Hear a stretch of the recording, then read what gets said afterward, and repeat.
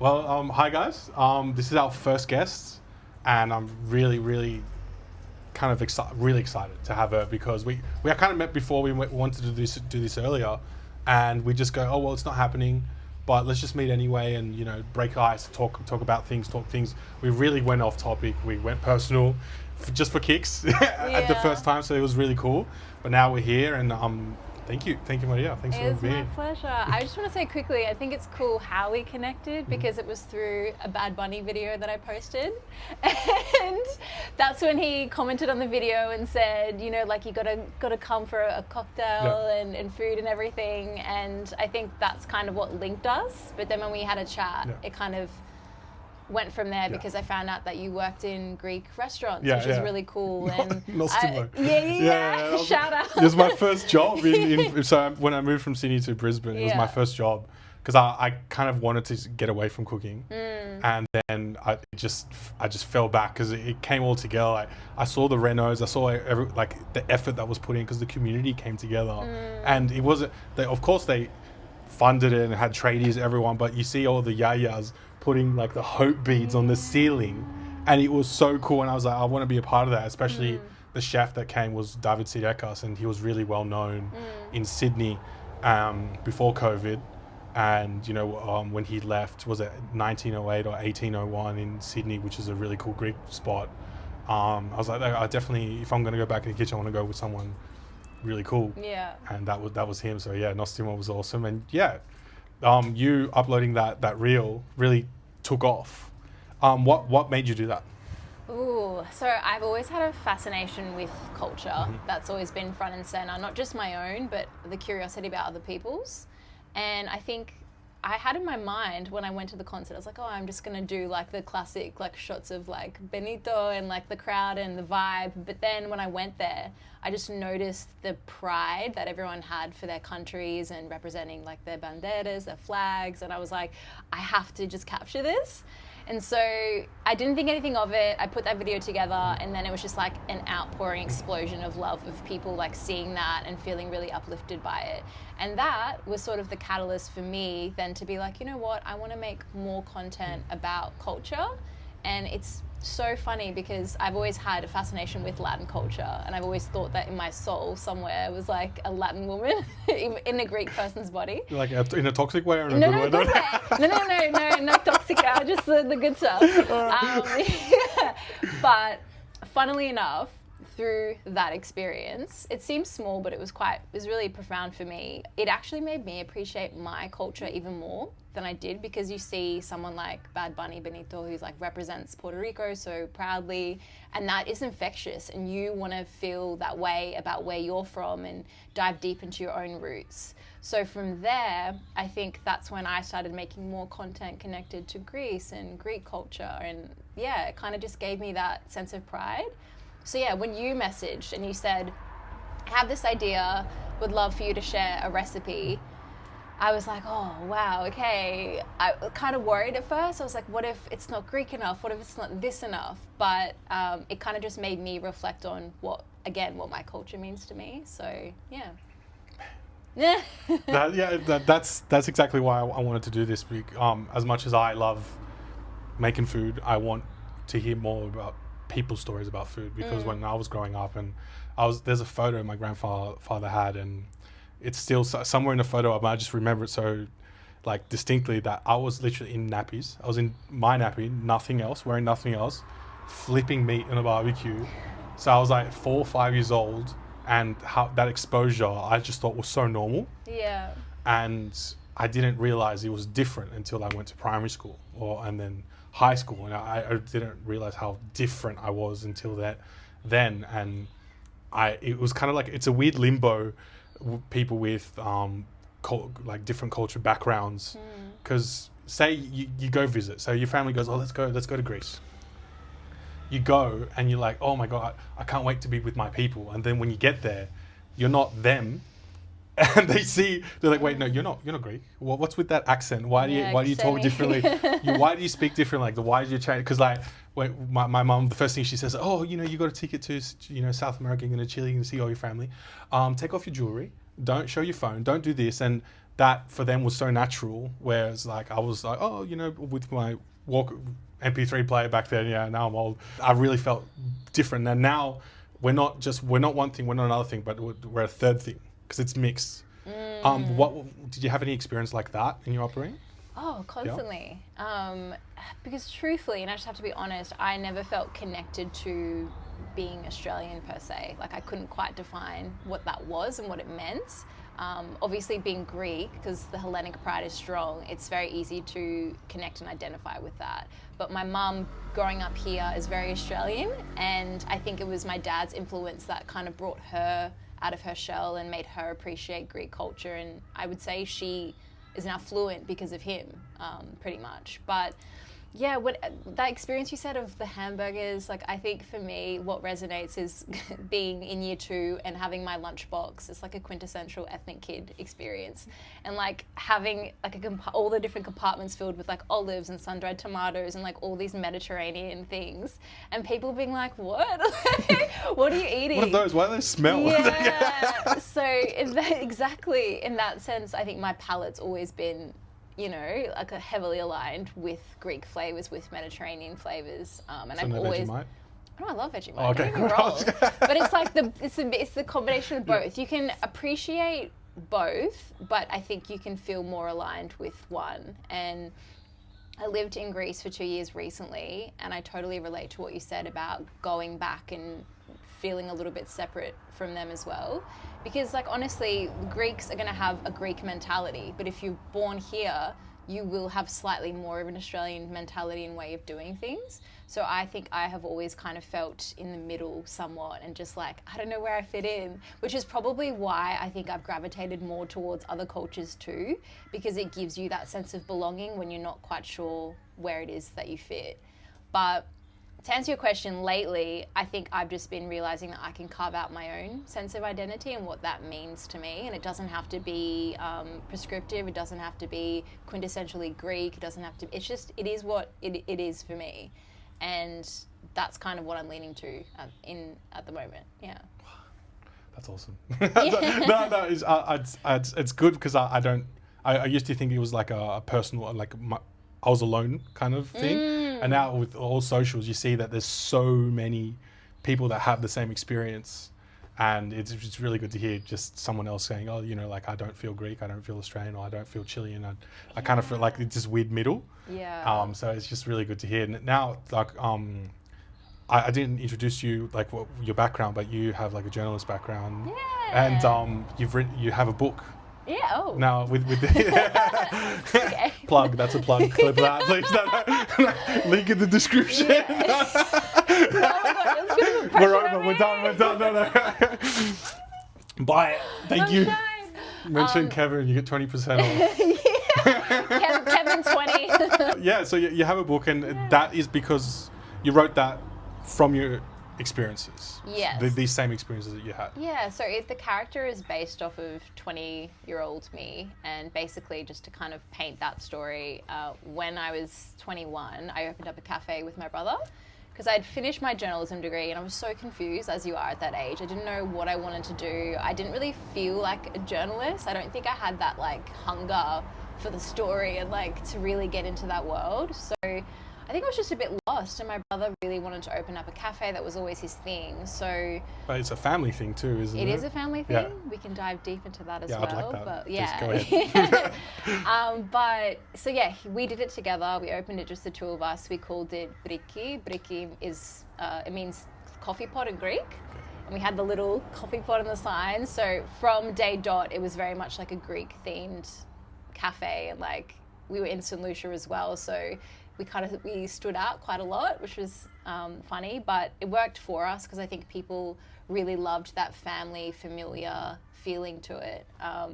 So yes, we did that. The cafe was there for 8 years. I kind of like dipped in and out, I'm not gonna lie. I went to South America. Yeah. 8 years a lot. Yeah, and we survived COVID too, which is a big thing. I think people thought that was sort of why we ended up selling, but it wasn't. It was more just that, as you would know, when you're in hospital for so long, it's fatigue. You don't have the passion for it anymore, and I think that's not really fair for customers when they see that dipping, or you feel it, dipping a bit. But basically, to tie the family thing into it, my great-grandparents came to central Queensland from Kithyra, which is a Greek island, and they opened a cafe in, I think it was like the 1930s in this small country town. Can you imagine, you know, like... I'm just thinking, like, you know, the Australians is, you know, they have the Lipton, you know, Earl Grey or English breakfast, and then these Greeks come in with the pot, the sand, they got the biki. I'm not sure, like, what the setup was at the time, but I do know for a fact that, you know, being foreigners in a new country, I think they assimilated quite a lot to that market. So it's a small country town. I think the menu very much reflected that. And yeah, so they had that for years, and then my grandparents took that over. It was the two of them, and then my great uncle and his wife, and then it just became my grandparents. But yeah, they were a fixture in this town. Like, everyone still has stories about my grandfather, and I think it just is so, he's such a quintessential representation of that generation. Like, he lived for the business. He had like a chicken sign outside, and when he took it in, that was kind of when the shop was closed, and he would not take that sign in until he was certain there was no one coming from either side of the street. Like, he would pop his head out, he would look, he would make sure. Whereas like my brother, to be honest, would be like, okay, 5 o'clock, let's go. Like, it's like 4:30 is all right, let's machine, let's wrap it up. Yeah, done. So he had such a passion for hospitality and customer service, and that still echoes in that town. When I still talk to people, they have all these wonderful stories of when they were like in school, and my grandfather would, you know, say these little funny jokes to them and things like that. So I think that's really special. We have the original tables, which are 100 years old inside. So have like little mementos and things from, yeah. So yeah, me and my brother had the cafe, which was like a big thing in the family. Everyone had, you know, a cafe. And the funny thing about that exact site where we had Bricky was that in the 80s, my parents had that shop as a florist, and that was their first business together, like my dad's first outside of Greece. So it was like a lot happening. Wow. Yeah. And so that was a really special thing, is like people would come into the cafe, we'd have the photos on the wall, and they'd be like, oh, who's this? What's the story behind it? And so you would just kind of get into the family history, and I think people appreciated that. Because I don't know if you feel the same, but, you know, these days, I don't want to sound negative, but so many cafes, I think, have the same kind of vibe, and there's nothing really personal about it. It's kind of, you know, like they're beautiful and they're aesthetic, but it sort of does miss that, I think.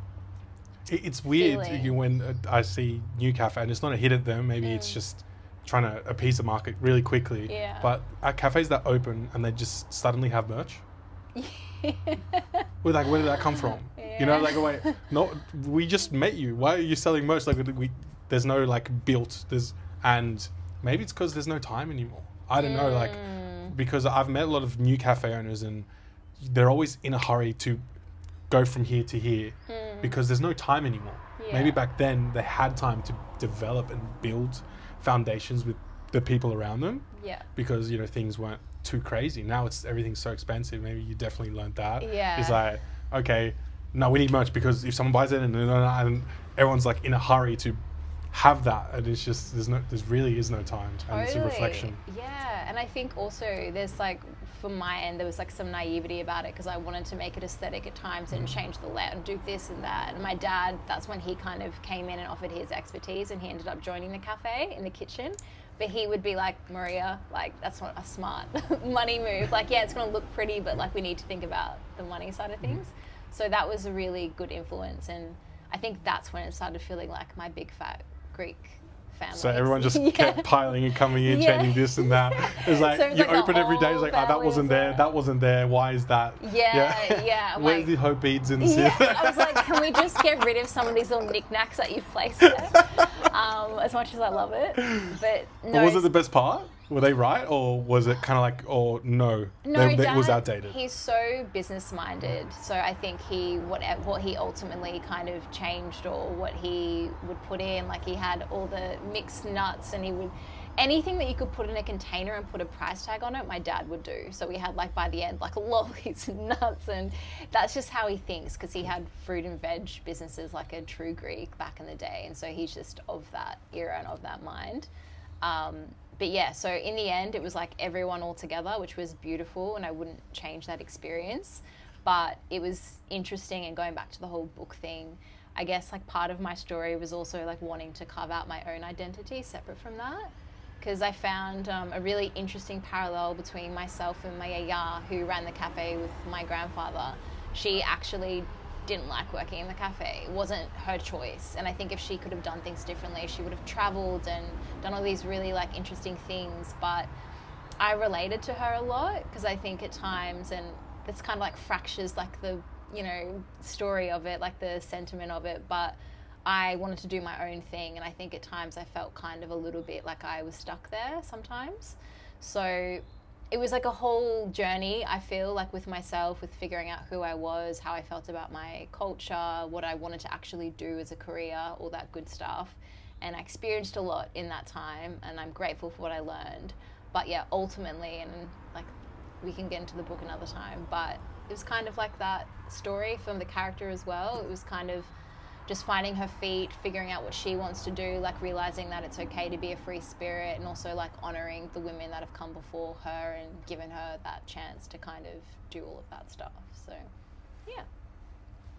It's a nice book. Yeah, I don't read a lot, but like I definitely read that book. It's for younger me. It's for younger girls who are kind of finishing school or just in uni, don't know what they want to do. Like, it kind of navigates a lot of things, whether it's self-esteem, confidence, relationships, family, identity, all that stuff, but just tied up in there. Do you think it's kind of like a modern tale, like a more recent tale of the pressures that you get? Like, oh, because my family does this, I have to do the cafe thing. I have to do the hospitality thing. And yeah, my dad kept pressuring me to open up like another Bricky. Like, he would look at different sites and be like, oh, Bricky number 2. Like, I've already sussed it out. Still does like, that, right? Yeah. From time to time, he'll send me a listing. He's like, this business is for sale. It's got the real estate commercial out, just having a look, But that's how they think. I think that generation is very much rooted in stability and doing things practically, whereas I think I am that like classic black sheep of the family, where I'm very like heart-led, and I do things because I feel like it's the right thing for me. And I think at certain points it started not feeling like it was right for me. And that's kind of when I would go and do my traveling and then come back. And so in that sense, super lucky that I could do that. Not everyone would have that opportunity just to take like life breaks. But yeah, I think... Is that so after the cafe, is that what led you to go to Greece and stay there for a bit? Yeah, kind of. I ended up going to central Queensland and spending like 5 months with my grandma, which was amazing. I feel like we grew really close during that time, and I've learned more about her life and just found out, so much about her. So that really strengthened our bond, and I think it's one of the best things that I've done, which is so funny because I've traveled quite a bit. I lived in Greece, but like that to me was like just a really beautiful experience.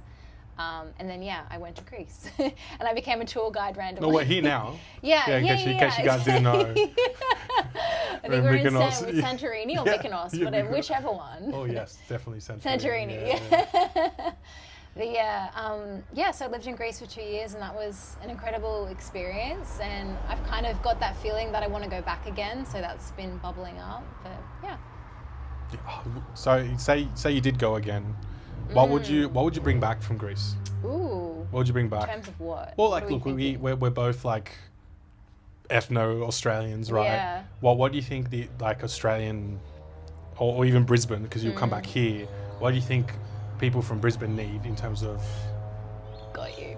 Okay, we need a zakharoplastil, which is like the Greek equivalent of, it's like they sell sweets and those kind of things, but it's open late at night. Like, you can go there and you can get your desserts to bring to a friend's house. Like, have cakes. It's always just set up beautifully, but it's open late. Like, I feel like there's not with coffee too, or yeah, okay. Some of them, not all of them. There's not many places where you can go for a late night sweet treat and that has that like classic like homely feeling to it. So Dad has always said, I would love to open up something like that, but then like bring in like a pastry chef from Greece who can do the phyllo and make like more spanakopita and bakery type things. So that would be like a hybrid kind of model, not like totally... Well, it has to be hybrid, right? We're here and we have to kind of adapt to what people would want. Yeah. So would you sell by the slice like they do, or is it like a weight thing? Because you sell... They sell, by the slice, or they have little like wrapped chocolates. It's like, it blows your mind when you go and you see trays and trays of like all these beautiful cakes and sweets and desserts. So Yeah, something like that, I think, where it's like giving you that feeling of like you're in someone's home. So you just finished work, you're late, you got to bring something, you don't have anything. Yeah, pop in, maybe stop and get a little cheeky coffee if you want. That's pretty too, isn't it? Yeah. Yeah, it is, isn't it? So it's hard. Sometimes I do have those thoughts of like, oh, this could be really cool. And like I know my dad would crush it. Like he's such a people person.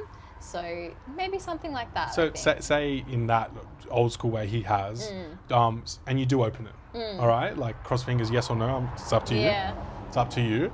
But what would the modern people, because what I've noticed is everything's really quick. Everything's just full of socials. You got to have it. You got to upload reels. You got to do this. I don't know if you've seen, but our page is full of stupid videos now. No, I love your stupid videos. It's the best. Because I'm going, because I remember having that conversation with Tay, and she's in the background there. She's like, Kevin, someone needs to dance. I'm like, I'm not dancing. Well, that's when you know you've really like gone to the dark side, when you're bringing out the dances. But no, like, I totally get it. I'm not doing any TikTok dances, please. I don't want to do it. And then she's like, okay, fine, we'll just do skits. And I'm like, okay, well, that seems, I don't know, personable. And then like, our first one was like 10K at one point, wasn't it? Like, took a week. She's so proud. You should be. It's no easy thing. Yeah, it's so proud.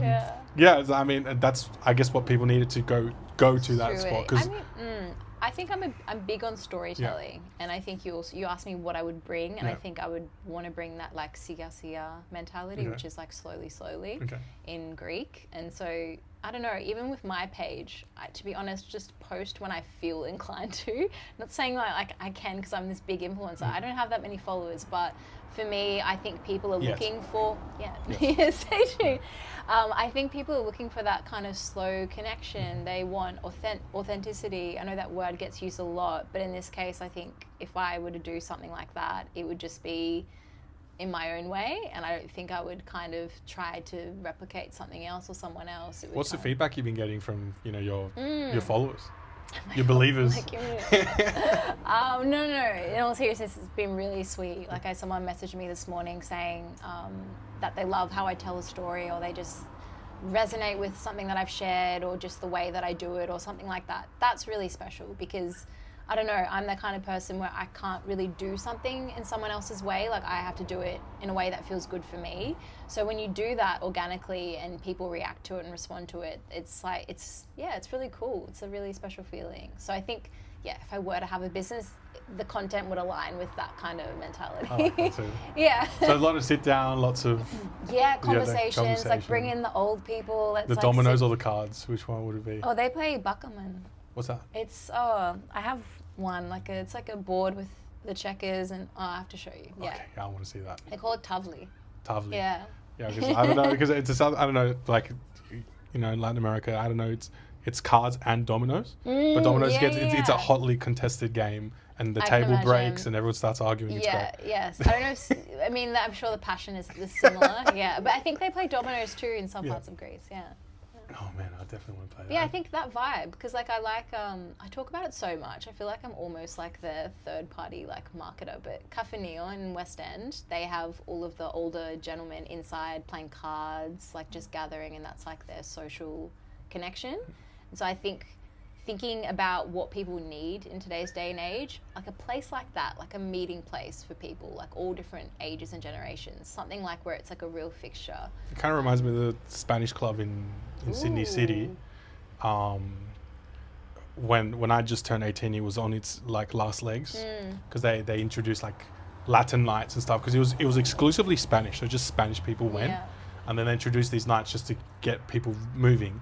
But I remember I went there for like a job interview, or just to walk around, and I was like, I'll go to the Spanish club. And when I went in, it was just old folk, like beers, and they were just sitting down having mad chats, and they were doing it for hours. Yeah. And they were talked about a whole lot of nothing, but they were there. They were happy to be there. They're happy to leave the house, and they had a spot. And when that closed, I was like, well, I think we're losing something here. And I understand, like, how can they afford to stay open in this day and age if you're not turning over or moving and all that pressure, but have that at the same time. and for sure the government's not going to come and go, all right, we'll just have a place for the Spaniards or for the Greeks and stuff, and we'll just rent free and then whatever.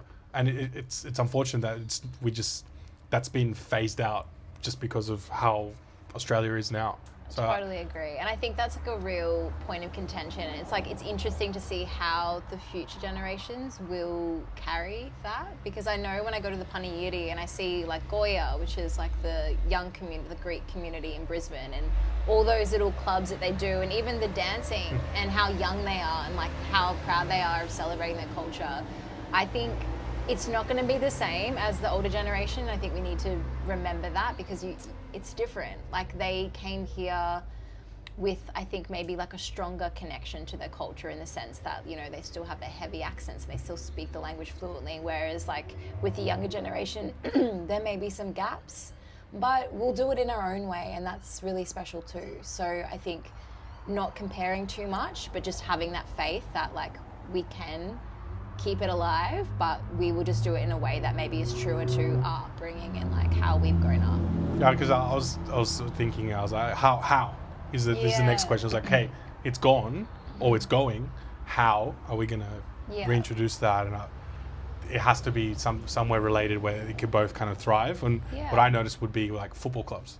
Totally. You know what I mean? Like, is there a Greek like football club here? Olympic. Olympic? Yeah. So to be honest, I need to go to Olympic and just see what they have got going on. My nephew used to play, like he did like a season there, I think, just with the little kids. But I know what they do is pretty big. Like, they're very enmeshed in the community. There we go. See, I think that's definitely next step. They exist, right? I think it's just about like seeking it out, but then also like feeling comfortable to create your own. Because I also know there are many people like me who do sometimes feel a little bit in the middle, and like, to be quite honest, I wasn't really that involved with the Greek community when I was younger. Like, I think a lot of them, I don't want to speak on their behalf, but I think they lived in similar suburbs and they maybe went to school together, or they just saw each other on weekends, whereas I lived on the complete other side of town. So I had that missing link, I think, where like sometimes when I go to the Paniyiri, I look around and I'm like, I feel a little bit of disconnect, and that's no one's fault at the end of the day. Like, it's on me to kind of mix and get involved, but sometimes I'm a little bit scared because I don't really know them and I don't know how to get involved. So it would be cool to kind of do something as well for people like me who, I don't know, maybe they just moved to Brisbane from Sydney or Melbourne and they want to be in the Greek community but they don't know how. So something like that I think would also be pretty interesting.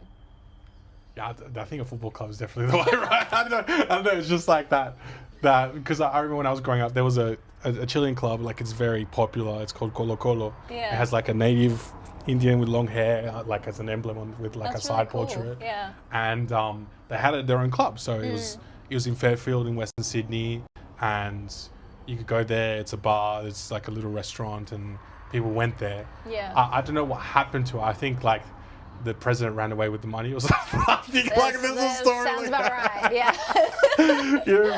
Was with like. I love it. Even on that level, there's like corruption. Yeah. Oh my god! Imagine just the tiniest club in Western Sydney. Just goes, I'm just going to embezzle the money and I'm bailing. That's it. It's gone. Because I think Big Papi's is awesome, and it's. I opened it because I thought that it was lacking in the community, but now that we're going into the third year, I've noticed that it kind of doesn't need me anymore, because there's like so many like people that are immigrating from Latin America, and they're like, I'll start selling empanadas, or I'll start selling pastries, and they're all having their own pages, they're all pushing the culture forward, and I'm going, wow, like it's like the place is kind of not needed now. We're full, and now when I opened, I was like, oh, there's no niche. There's no like, oh, Chilean or Uruguayan or Argentinian. It can't survive with a niche. But now there's a lot of like Peruvian restaurants. There's a new Argentinian restaurant opening in Brisbane City. I saw that. Yeah, San Telmo, I think it's called, and that's an expansion from Melbourne. So now, if it's a growth, that means it's sustainable. That means enough people are going to come visit, and I think that's awesome. So what does that mean for you, like in turn? Do you think like, do you still want to delve into that side of yourself? Well, when I had the Spanish join in Coorparoo, I knew it wasn't me, but I knew it was kind of like, this is what I can do. It was like a look at me kind of venue. and even the plates of food and how it was plated and how it was made, the service, the types of wines, it was all from Spain. And I don't, maybe I have Spanish blood in me, but it's small compared to the Latin American side. Yeah. So I did miss it. I cooked it. I cooked it well. I cooked it to the best that I was taught from a really good mentor, a really good person, and my experiences in Europe. But then I knew it wasn't me. So when I did Papi's, it was definitely an expression, and you could definitely tell by the food, and especially people that lived and breathed Latin America and then moved here and goes, how did you get that flavor? I didn't live there. I just got it. It just happened. Yeah. And maybe I'll have to wrap up, you know, like, it'll be sad, but I think you just kind of realize that you're not needed. I've been outgrown, and the niches are there, and people want to taste that and be there, and that's awesome. I think that's the best part of it. That's the best part, because I did put in the work, and I think I hope that people would see me as a foundation in the Gold Coast or Queensland that gave them the belief to open their own thing 100%. and express themselves and what they miss about their country and that nostalgia. So I think I hope I did my bit. Yeah. And if that's it, then I'm totally cool with it, actually. No, yeah. for sure, but I think that's a testament to Yeah. staying true to who you are. Like, I think when you try, and it's just, you know, no fault of anyone, but you try something and it's not fit for whatever reason, but you kind of push through, and then it just starts not feeling right, and you know that, and I think it comes across. And then when you do the opposite of that, something that's more aligned, I think that translates, and people see that and they feel that. And that's kind of like where I'm at too as well, with even just the things that I want to make and the content that I want to make. I don't think it's always going to be expressly Greek.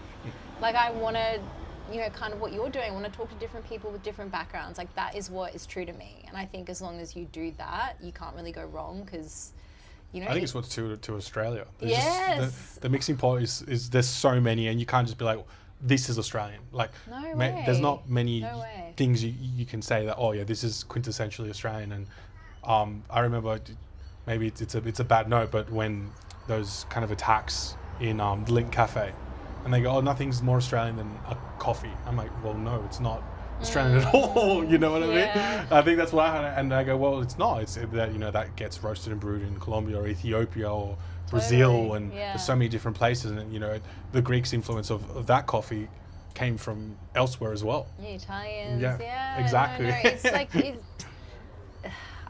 that's like my favorite thing about Australia, is just the fact that there's so many different types of influences, and, you know, depending on your mood and what you feel like, you can go out and have that inspiration.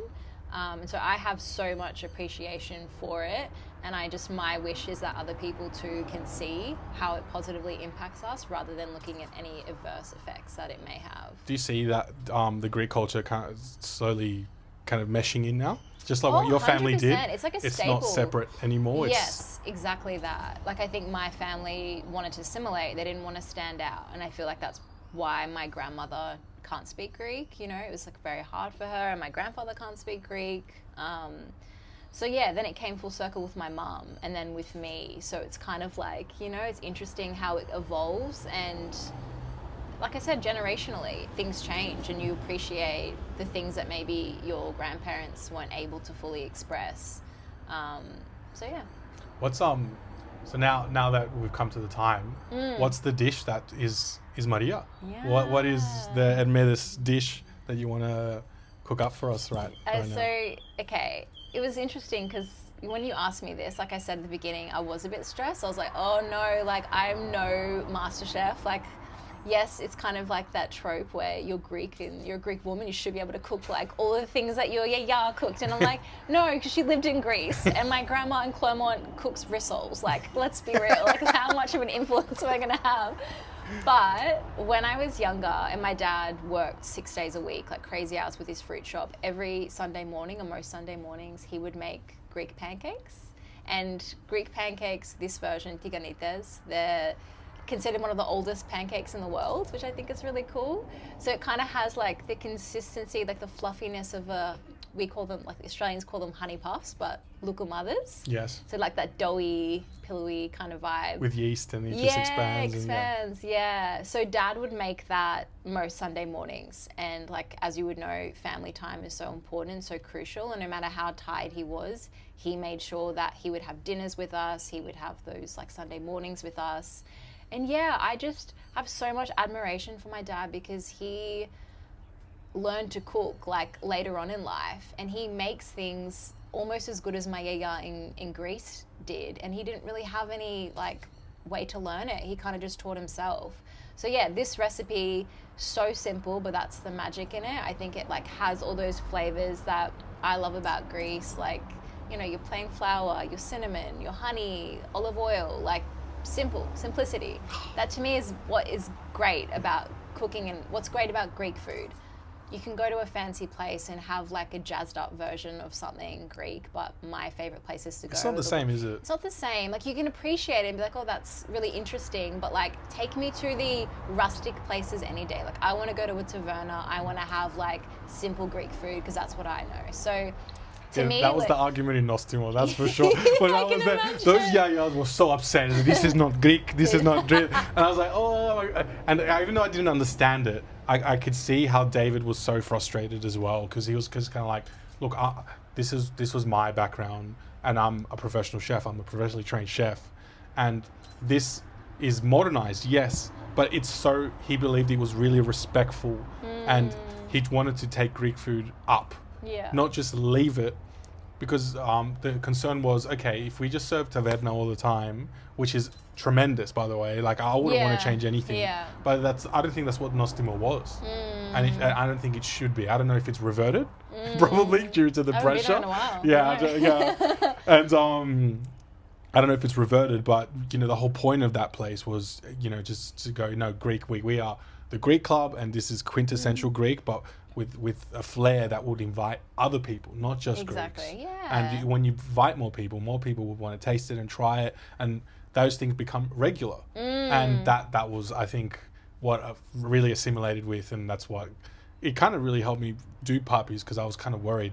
I want to do street food, but just a bit of flair, not too much, just really respectful. Yeah. And so Australians were more than well happy to come in. Like the first year, I wish I had Tay the first year, but they were kind of like, what's this? And we don't know what that is. And you don't want that. If you gave it a twist that is respectful to the country as well as and inviting to everyone else, more people would come. And I'm glad he stuck, you know, he's put his foot down and go, no, we're doing this, because I learned so much. And you kind of learn to respect the traditional dish as well as the remastered, we'll call it. Exactly, and it like just goes back to just making things your own. Like, it can't be exactly how it was in the past, and it's up to you to sort of like make it in a way that resonates with you. And like I'm kind of at the point where I want to have my own recipes in my repertoire, so that's kind of the process for me. It's like this is definitely one of them. It's so simple, it's something crazy, but like I make it for the people that I love. It's made with a lot of love, so that's going in there. And then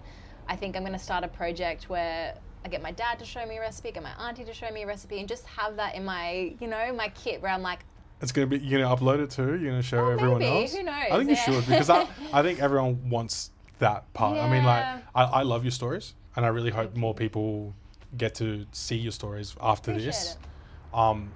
Because it's not just, I see, and this is what you actually tell a story instead of just, you know, trying to make something nice. And I think that's what people need. Appreciate like that. Genuine stories. No, thank you. I mean, it's like what you're doing as well. You're being curious about other people, and I feel like that's what we need more of. It's not so much just about me and myself and my own inner world, which is great at times to reflect on. It's more so about the outer and, you know, what other people are doing and what they love and what they're passionate about.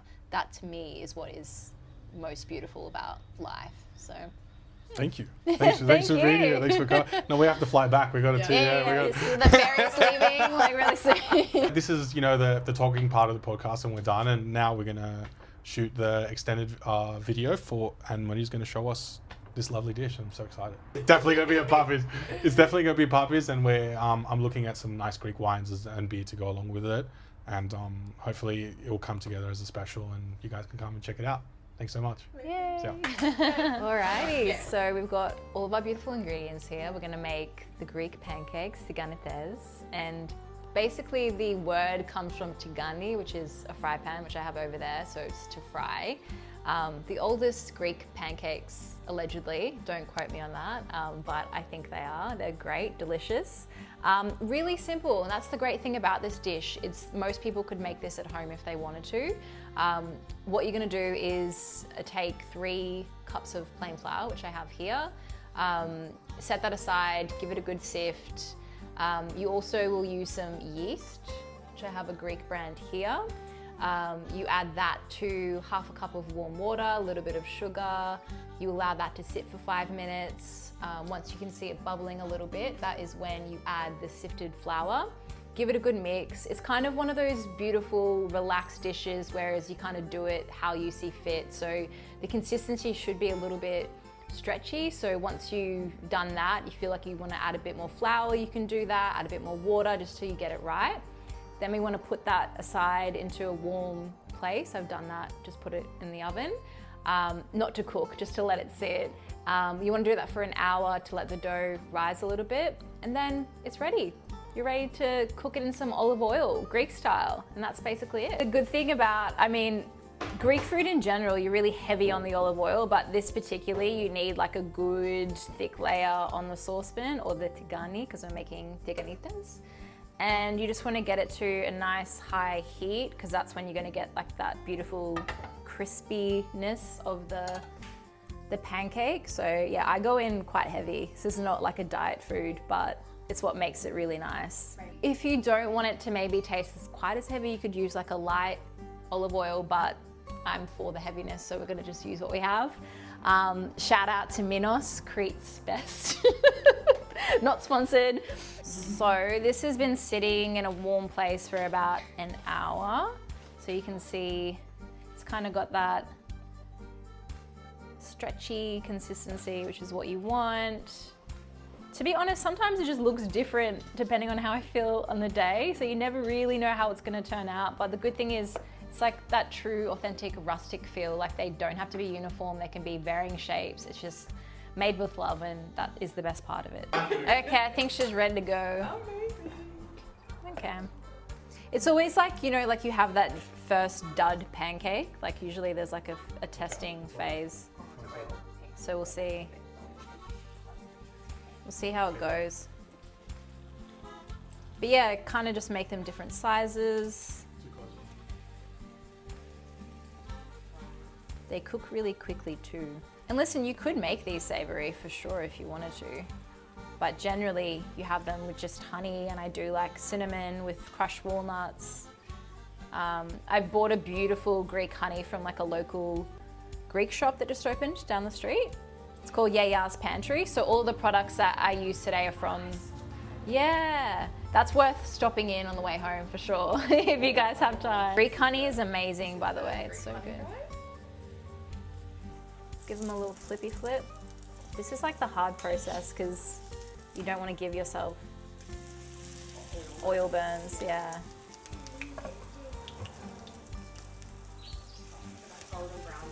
Yeah, it's kind of what you're aiming for. Yeah, so I liken it to lukumava or a honey puff, as the Aussies affectionately say, which is like a kind of donutty, pillowy. So you have that beautiful, I guess, crispiness on the outside, and then you have that soft, fluffy, yeah. So you can really like even coat them in cinnamon sugar as well and have it more of like a donut style. Totally, that would be my recommendation, yeah. That's the funny thing, it's like my favorite thing my yaya cooked when I went over there, like went to Greece for breakfast, was her eggs. And she had this special ingredient that she would get out of this yellow container. I'm like, what is that? Why do they taste so good? And I realized it was butter. Like it was like a big tub of butter, and she would just, it was just so thick with it, but that's why it tasted so good. But yeah, what you can do is just take equal parts cinnamon, sugar, combine them, make your own cinnamon sugar, and then add like walnuts and almonds. So it's like almost like a baklava filling on top. Yeah, because I love those flavors. Like I think that's what Greek sweets particularly, like that's what they kind of center around. Just really simple. Yes, pistachio, 1000%. That would be delicious. Do you? Same girl. Honey. I haven't tried this honey. I'm excited though, it looks legit. Ooh, Look at that. It's got this- that's so beautiful. Greeks make very good honey, I do have to say. And yes, it's pretty much exactly how I would have it as a kid. We didn't really do Nutella on it, but you could if you wanted to, but I think this is the best way to eat it. Could, if you really wanted to kind of elevate it, a bit of ice cream, why not? I think that would taste delicious. Yeah, it's whatever you want it to be. These are the Greek flavors, but you can put it with whatever flavors are nice for you. Some coffee on the side. 1000%. Maybe some Greek coffee, yeah. So these are not just any old chairs and tables. They're actually the original tables and chairs that were in my great-grandparents' cafe, the Paris Cafe, that was in central Queensland. So they're over 100 years old, which I think is really, really special. And now we eat our family meals here all together.